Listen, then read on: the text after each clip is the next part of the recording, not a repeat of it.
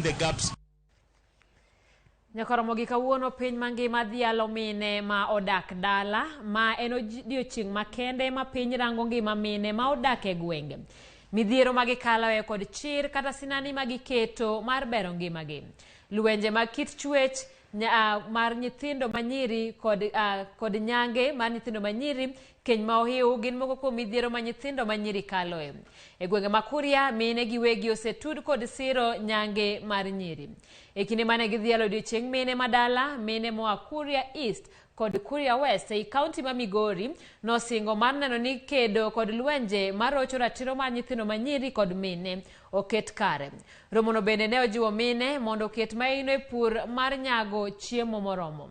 Mine go norome ward ma Masaba kar chung' od bura ma Kuria East kaunti ma Migori. Nguvu ya chama. Si kweli? Sisi ndio mzuri. Kumbe watu naona, kwa hivyo sitakaa na nyinyi muda mwingi. Tunapata mafunzo kwa sababu ya kupanda chakula na kulima chakula kwa wingi ili tupate maisha katika jamii zetu. Sasa hivi hata gorogoro imepanda imefika 200 mashinani.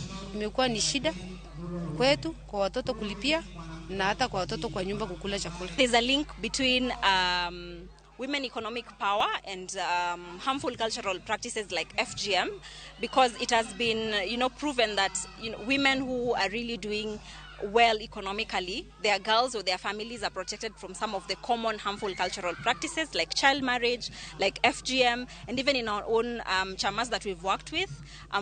We've worked with chamas for quite a while, and for that time we've really seen the linkage between women economic empowerment and the prevalence of FGM and child marriage in this area specifically.